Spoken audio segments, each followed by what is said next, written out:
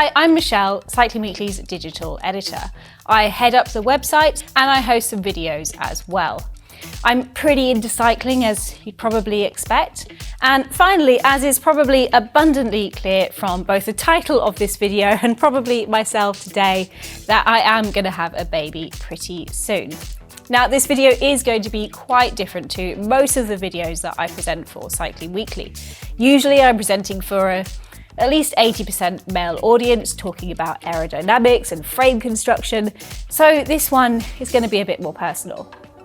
Few natural life events are surrounded by more anxiety than conception, pregnancy and motherhood. That was certainly my reading of the situation before seeing those two little pink lines myself. However, 36 weeks later, and the last 9 months have been better than I could possibly have imagined. The answer to, would I be able to stay active and keep cycling through pregnancy, has been a resounding yes. However, every element of motherhood is really individual. I'm keen to reassure the potential mums of the future that my own experience was not nearly so filled with the trials and tribulations that my social media feed implied it would be. However, every single one of those posts would have been someone else sharing their truth and their real experience, and that's absolutely not to be undermined. The individual experience and the individual nature of pregnancy is probably the reason why so much of the advice feels a bit vague and a bit woolly. There are very few studies because no researchers want to introduce any undue risk to an unborn child, and you'd certainly be hard-pressed to find a mother that would be happy to do that as well. Whilst early on in my pregnancy, I found the advice that you listen to your body and do as you feel right extremely confusing and not very helpful, by the end, I actually found it really quite liberating. Firstly, there isn't a medical expert out there, certainly that I've found, that will dispute the fact that in an uncomplicated pregnancy, exercise is a healthy thing and it's to be advised. The UK Health Service, the NHS, advises that women continue activities that they already do, and if they're not active, they actually suggest they take up activity. Benefits of being active during pregnancy include a lower risk of gestational diabetes, lesser chance of problems during labour, lesser chance of gaining more weight than is perhaps necessary, and also just a better overall mental and physical well-being. However, if you're already quite an active person, certainly if you're training for competition or just training to hit goals, some of the advice can seem really quite contradictory. For example, continue doing the exercise you already do, but don't become breathless. There's advice such as you should be able to hold a conversation whilst exercising and do not exhaust yourself, which leads to the obvious question of, well, what do I consider exhausting and how long does that conversation need to be? So here's my journey and the advice I picked up along the way, from the likes of pro rider from Trek Segafredo, Lizzie Deignan, on her second pregnancy, as well as consultant Dr. Sarah Rollins, who contributed to the guidelines that are used by the Ministry of Defence. The first trimester was the one where I struggled the most with what felt like an information void.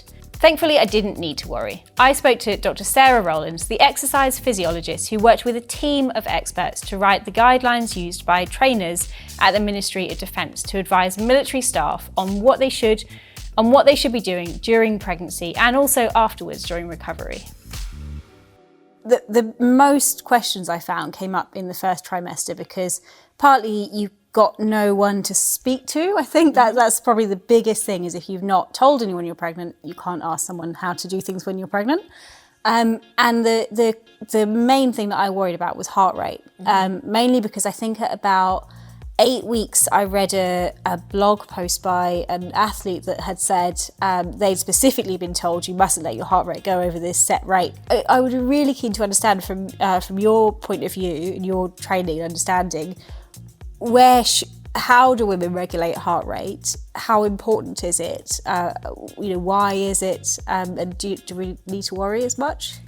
So from the evidence that we've gathered, I would suggest that the heart rate is useful to understanding what zone you might want to work in.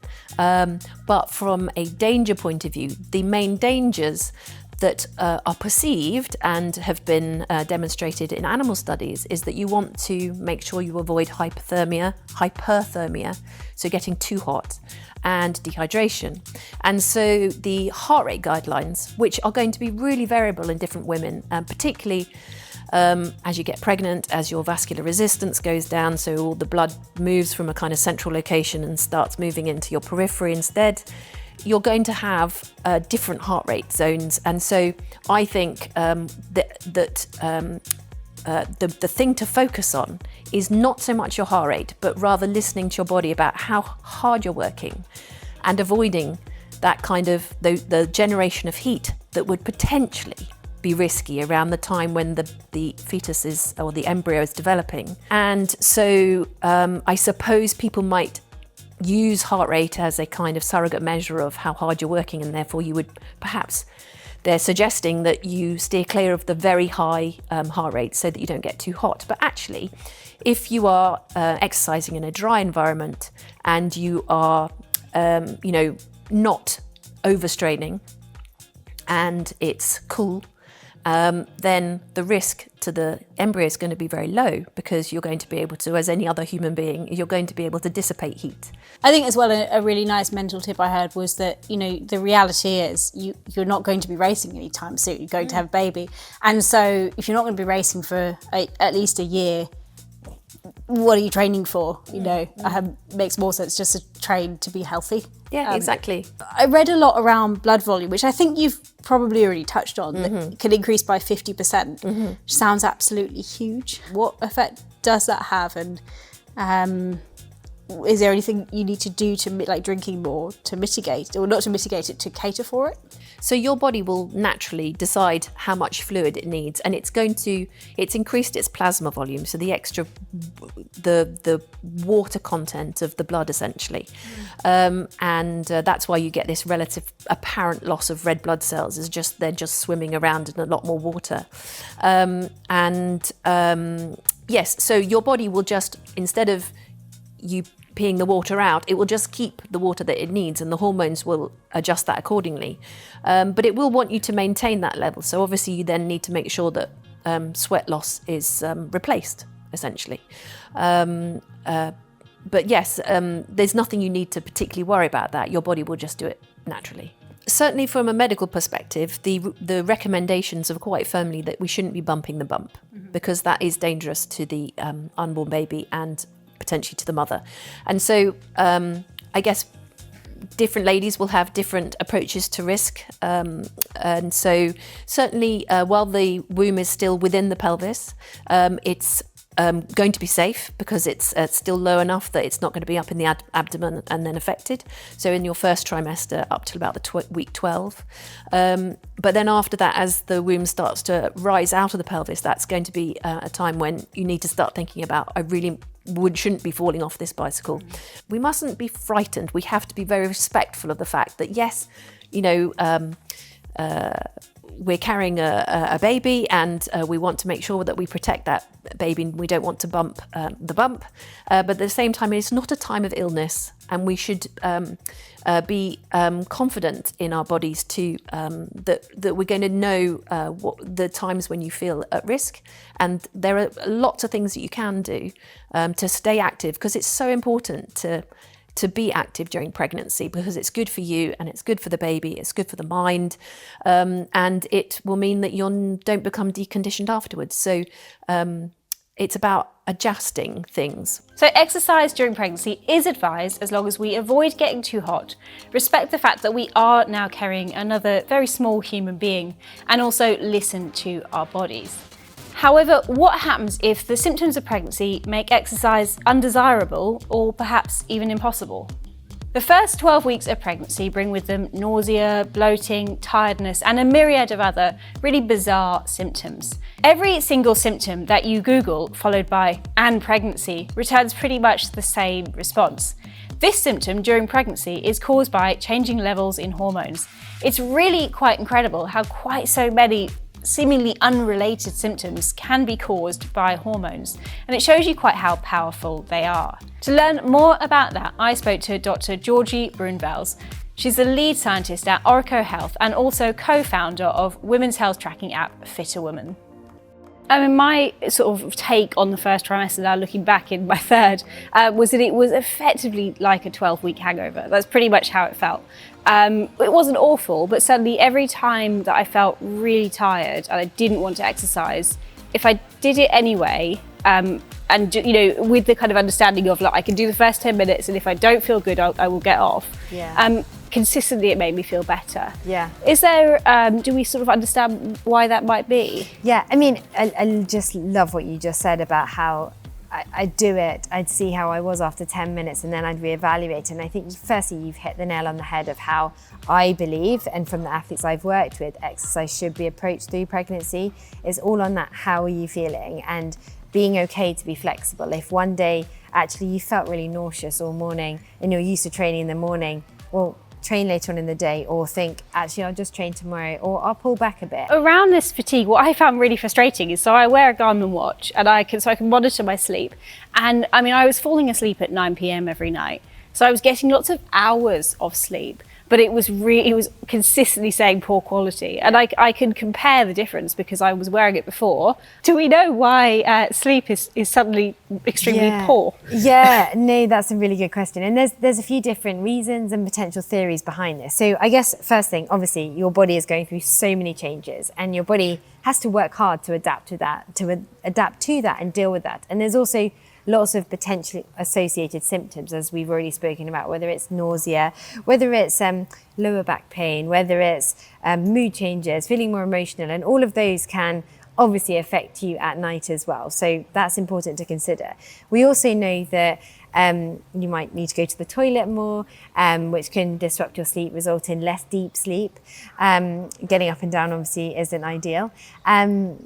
We also know that restless leg syndrome, which I already mentioned, that can really affect people at night. And I think that is potentially one of the primary causes why people just feel a little bit more uncomfortable. And again, as we already said, there are so many potential symptoms because these hormones are systemic. I find it really frustrating with wearables, and they need to factor in the fact that you might be pregnant, and actually there should be a feature, and I know that there are in some, where you can say, actually, I'm pregnant, because otherwise you're just constantly getting frustrated and feeling, women typically are hard on themselves and they think, God, what's wrong with me? And actually often, this is normal for being pregnant. But it's great that you're getting more sleep and you're actually recognizing, and it's likely the progesterone that's saying to you, God, I feel a bit more fatigued. I do need a bit more sleep to accommodate it.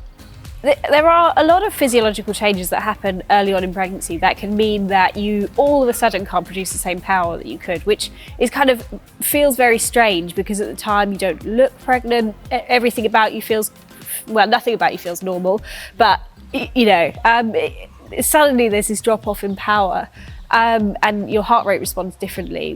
Why is that, and how can you sort of adjust exercise? Should you adjust exercise in line? Yeah, no, really good and important questions, and just so crucial to getting right throughout the whole pregnancy, actually. So first thing to say is we know that resting heart rate slightly increases, and alongside that we know that heart rate variability slightly decreases. So if you're someone who is wearing your Garmin and monitoring yourself overnight, or wearing a wearable and monitoring yourself overnight and during exercise, you will start to see that decrease in heart rate variability and increase in resting heart rate. And during exercise, you will see an increase in heart rate as well.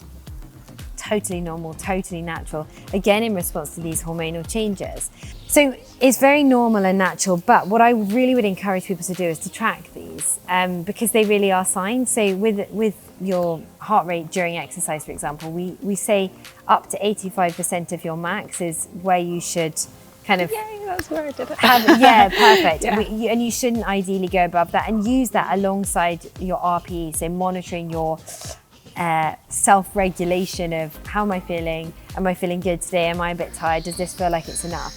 I would also actually really highlight during exercise, making sure you've got fluids available, making sure you've got food available, and the recovery window is so important because that's where your body needs to be nourished very quickly. And if we also think in your pre-exercise nutrition, making sure that you're going into exercise fully fueled. If you're someone who might, please don't do this, but train on empty, you do not want to be doing this during pregnancy. So that can cause potential harm for the developing fetus. I was actually really lucky in terms of nausea. So to provide some balance on that, we've spoken to Lizzie Deignan, as she really struggled with that a lot more in her second pregnancy. It is also really important to note that if you're actively throwing up and it's happening often, then you should speak to your doctor or midwife. I did have some waves of nausea, but I generally found if I ate some carbs, it passed. So basically, toast was my friend. Fatigue was definitely an issue for me. I fell asleep by 9 p.m. on the sofa pretty much every night, and I struggled with my new 2 p.m. slump whilst working. That probably wasn't helped by the advice that I drop my caffeine intake from about 3 before 11 a.m. to 1 all day. Morning, it is 4:30 a.m. I've been lying in bed for about half an hour deciding whether I should get up and just make a piece of toast or try to go back to sleep.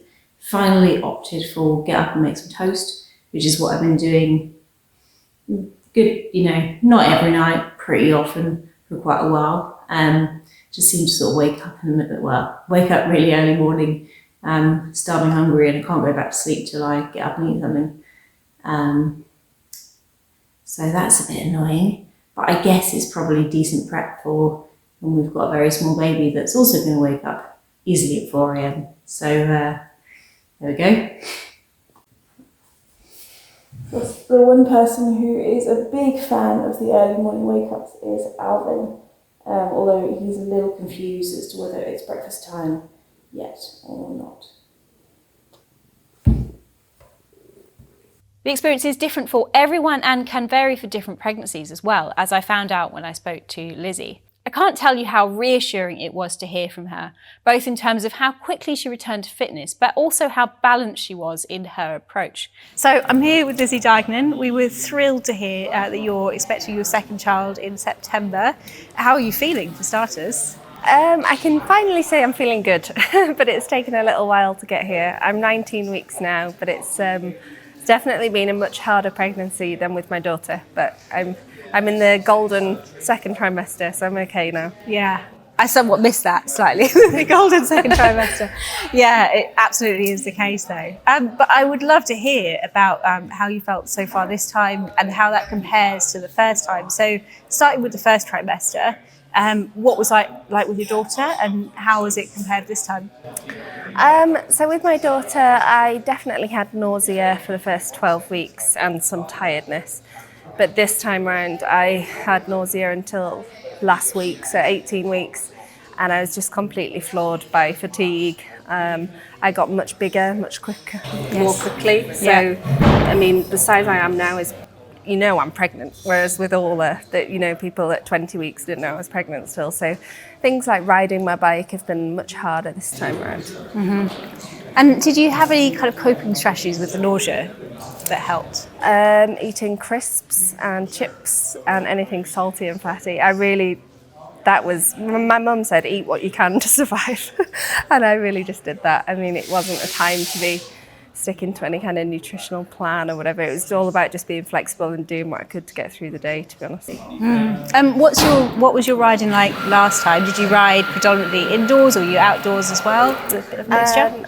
So in the beginning with Ola, I rode predominantly indoors until my mental health needed to be outside. I'm really a person that needs fresh air, and I kind of made my own assessment, my own risk assessments, and I did start to ride outside, so low traffic times and quiet roads, stuff like that, and I still do ride outside now, yeah. Have you had much advice? The thing I struggled with a lot initially was I didn't really know anything about sort of heart rate caps or like overheating, things like that. And I probably found that out a bit later, which was obviously quite stressful because you think, oh God, what have I done? Yeah. Did you get much guidance on that? And did you find it useful? Have you decided to go with a heart rate cap or anything like that? I very much go day by day, feeling by feeling, and I think every pregnancy is different. I know that now, every woman is different. I'm very fortunate that I really have always been a rider, even when I'm training professionally, that I trust my body and the way it feels, and I'm very sensitive to how I feel, so I trust my own instincts. So like with Ola, I thought, I'll try swimming, I'll try a different sport. And I just didn't know myself as a swimmer. So I stopped swimming because I didn't know where my boundaries were. But because I cycle so much, I feel that I really know my own limits and capabilities. And I'm actually someone who quite enjoys the process of detraining and letting my body take over and the baby be in charge. I'm not someone who is desperately grabbing onto keeping as much fitness as I can. I kind of trust the process of letting it go. And I'd love to know how you felt after you had Orla, because there's a sudden drop off when you just can't produce the power you used to produce. And once you'd had Orla, did that almost come back quite quickly, or was it a really long, slow? I had full 6 weeks off after having Orla. I had a natural delivery with Orla, and lucky, no complications, healthy baby, etc. But I still needed 6 weeks to adjust to becoming a new mum, to feeling comfortable on the saddle and things like that. And I had Orla on the 23rd of September, and I didn't do any training as such until December. So I was just riding my bike, but I was shocked how fast I got fit. Really, really shocked how quickly it all came back, considering, I'd done as much as I could in pregnancy, but I'd still had that solid 6 weeks off. But yeah, it really surprised me. It really comes back quickly. Yeah. I mean, I remember I spoke to you when you were pregnant with Orla, a long time ago now, I suppose. And you'd spoken about, previously you were doing about 20 hours a week, and at the time you were doing about 10. Has this been kind of quite similar? Probably less. Yeah, 10 weeks would be a good week this time around. And I've just had to accept that. It's just simply not been possible for me. And it's incredible to see how different it is for different women. There are women who at 20 weeks can still do a 20-hour week, but absolutely no way. Perhaps it's because I also have to take care of Orla as well. Or perhaps I'm just more comfortable taking a step back. I trust the process of regaining my fitness postpartum. So yeah, I guess having done it once before, you've seen what that was like, and as a result, yeah, absolutely. And I'd love to hear just if you have 5 tips for women that are either thinking about getting pregnant or currently pregnant, about how to keep moving or to stay, I guess, physically and mentally happy, rather than pushing themselves to do more than maybe they want to. But what would you say? A massive thing that we all do anyway is comparison, but I think particularly when you're pregnant and it's your first time, you're desperate to know how big your bump should be, how big the baby is, or the fruit, how big the baby is compared to fruit, and all these different things. And the point is that every pregnancy and every woman is different, and it's just pointless comparing. I mean, like scientifically they say your first trimester you don't need to put that much weight on, whereas for me, as a very lean athlete, in my first 12 weeks I put on most of the weight, and I really slowed down towards the end. That's and so if I good to read a hear. book, and I remember in my first pregnancy, oh my goodness, I'm like putting on 300% more than they're telling me to. What am I going to feel or look like by the end? But it's pointless making comparisons. I would also say it's really not a good idea to try and set goals, because you may feel great one week and completely flawed the next. You just have to really be flexible, listen to your body, take it day by day. I think it's important to express your feelings to the people around you, because it's a very emotional and hormonal time. And I find that just being able to express myself, talk to my husband about the way I feel, helps me kind of rationalise my internal thoughts a lot of the time. And just try and enjoy the process. I think it's hard for some people to let go, but it is a pretty magical thing that your body is doing, powerful thing, and it's okay to not be in charge, because your body will come back to you eventually. But right now, the most important thing it's doing is being a safe, healthy environment for your child. So just go with the flow. The second trimester is often referred to as the golden trimester. Whilst it's not the case for everybody, a lot of women find that nausea and fatigue of the first trimester have begun to subside, but you're not quite so round of stomach that day-to-day activities are difficult. I can't say the entirety of the second trimester was entirely golden for me. The first half was great. I could still run for 90 minutes and ride a bike for about 3 hours with some friends if I wanted to. I was slow, but I was really enjoying being active. Alright, so it is Thursday morning. I was shooting a video yesterday and got back quite late, so I thought, well, I fell asleep on a sofa really early, which meant I woke up early. So I thought I'd have a go at a morning run, because I've been doing most of my training in the evening. And it was just really nice, but it's definitely starting to feel quite hard. There's a couple of little hills that feel a lot harder than they used to. But it was so nice, and there was some lands in the field that was really cute. And yeah, I'm now feeling pretty pumped for a day of work. Although last time I went for a lunchtime swim, I did then feel knackered all afternoon. So we'll see how productive I am when I actually get to my desk. Wish me luck. The second half was a bit more of a roller coaster. Firstly, I did a bit too much exercise in 1 week and gave myself quite a bit of pelvic pain, which was far from ideal. And then I got COVID, which again was quite suboptimal. However, I did decide that it was better to have COVID at 26 weeks than 36 weeks. On the pelvic pain front, at around 22 weeks, I was having a little bit of a meltdown and imagining that by week 30, I would be in a wheelchair. Thankfully for me, that wasn't the case. Once I removed a few exercises from my routine, it got an awful lot better. However, pelvic girdle pain is something that a lot of women do really struggle with during pregnancy, and it can become quite severe. I spoke to physiotherapist Nic Roberts about this and all things pregnancy. So thank you for making time to speak to me. It's really great. We had a good chat at around 20 weeks. And there were a few things there that I wanted to sort of recap, and then some more things that have popped up since then. The thing that we spoke about must have been, I think I was about 22 weeks, and I did have a bit of a meltdown because I just did really too much exercise, I think, in 1 week, and really gave myself a lot of pelvic pain. So it was all kind of along here, to the point that just walking upstairs, like closing the dishwasher with my foot, as you do, just anything that was really, really quite painful. We spoke a lot about what the cause of that was, and how I could avoid it. Because my fear was, okay, well, it's 22 weeks. I've got another 18 weeks to go. Yeah. Is this the beginning of the end for me and my active lifestyle? And thankfully that wasn't the case. Mm-hmm. So yeah, what it would be kind of good to understand, that pain is usually called pelvic girdle pain. Yeah. What is that, and what are the kind of triggers? Okay, so pelvic girdle pain is sort of a blanket term for any pain that you might get around the pelvis during pregnancy.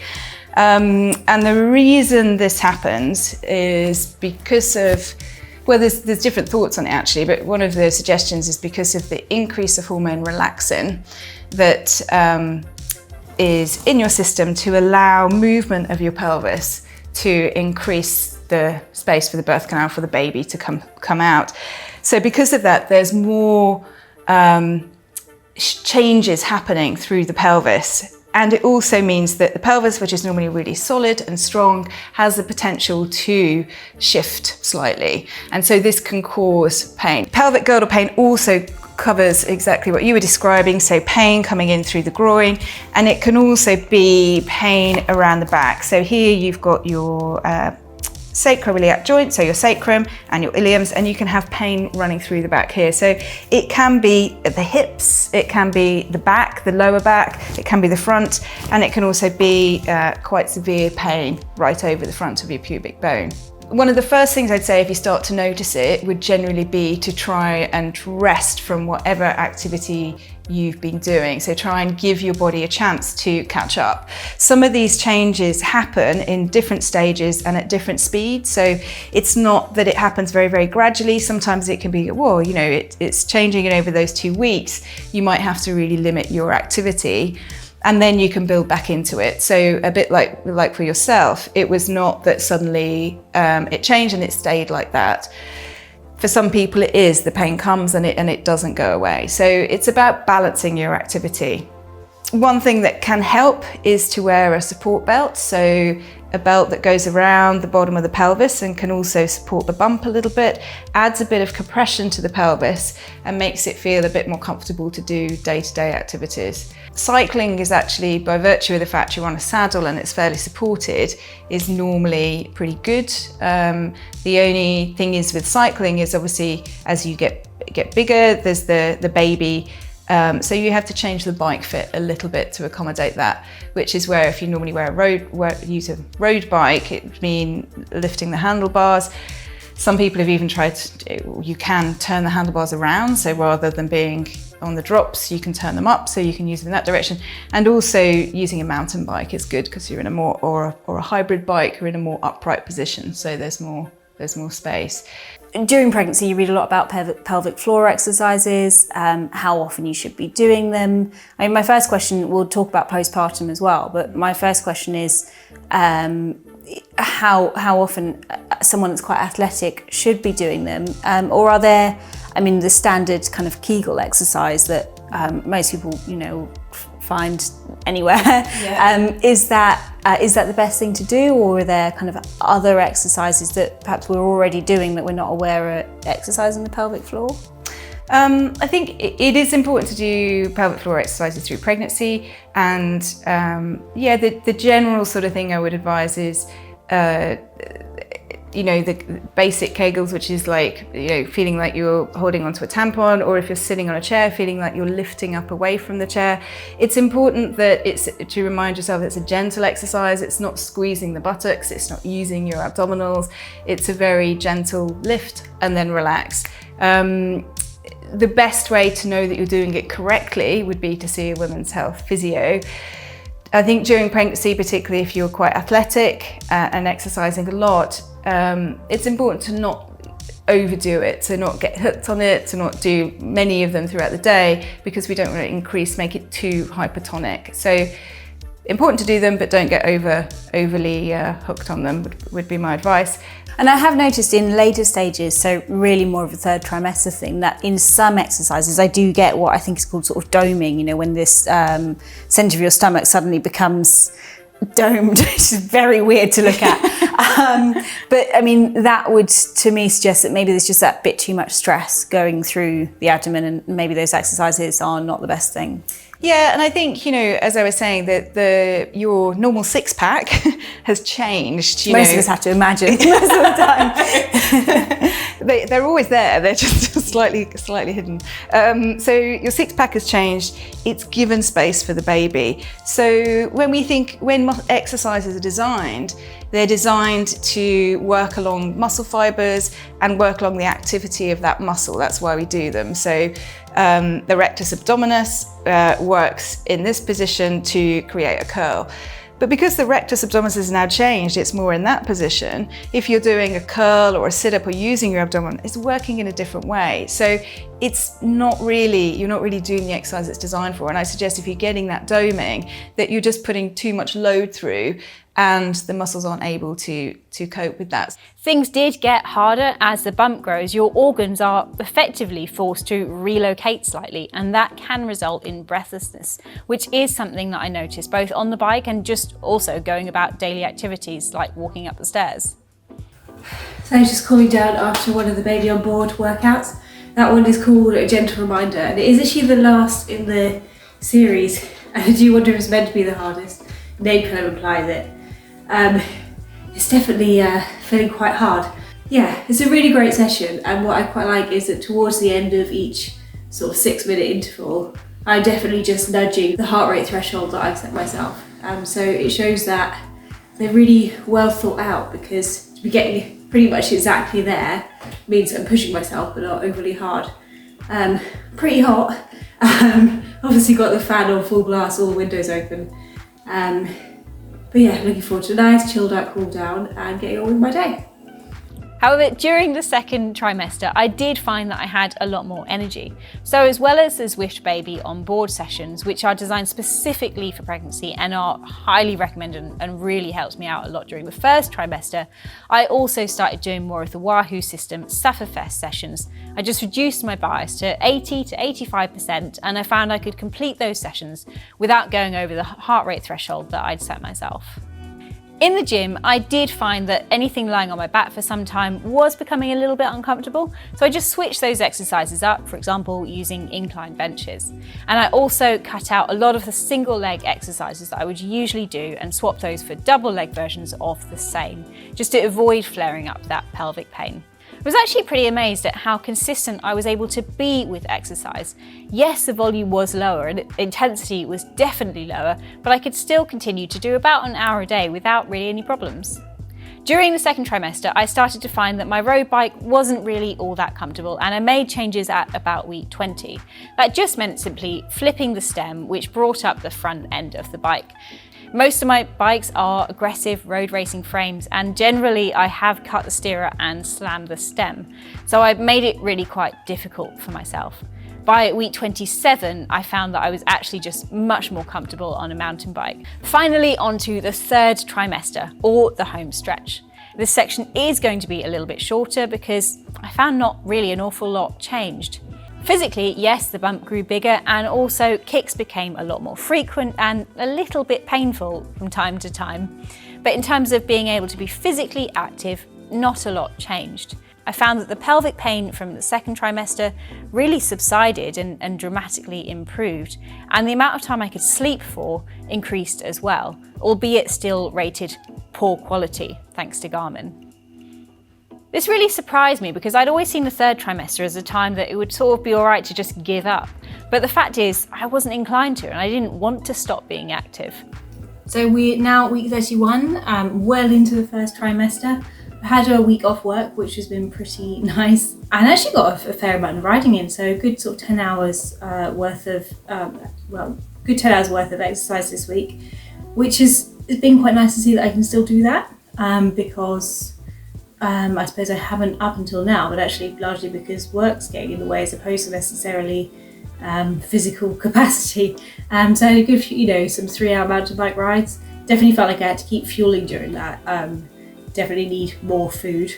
But overall, it's been actually really quite easy. I mean, no hard rides, they've all been pretty chill. But a couple of little efforts, there's always efforts required in natural terrain. It's all been on the mountain bike, and actually the mountain bike has been worth its weight in gold, which is actually not that much weight, but just that position is so much easier to adopt. I think like the road bike, it really starts to kind of hurt around my stomach and my lower back as well after a couple of hours, whereas on the mountain bike it's just easy. As well, I think the gearing helps a lot because certainly on a road bike, as soon as there's a little hill, I'm kind of leg pressing, which kind of feels like, I don't know, maybe that'll have some sort of helpful payoff in the legs one day, I don't know. Probably not, because I'm sort of at a much lower capacity. But on the mountain bike, I can just spin and it feels natural. It's just nice to get out. So it's certainly not about fitness or about training or anything like that. It's just nice to get outside and enjoy the things that I usually enjoy. And it's nice that I can still do that because I never anticipated that would be the case. So far, so good. I did have some fun with Braxton Hicks contractions, basically practice contractions, and life got pretty busy with midwife appointments every 2 weeks, antenatal appointments every week, viewing nurseries, preparing our nursery at home. It was a lot to have going on all at once, but not enough to stop me riding my bike. Well, for now, that's all that I can share. I hope that you found this video reassuring if you're looking to cycle and stay active during pregnancy. However, it's important to remember that every pregnancy is unique. Speak to your healthcare professional before deciding what exercise to undertake. And of course, listen to your own body. After all, you know it best. So we're 9 weeks postpartum. Our baby is 9 weeks in just 2 days.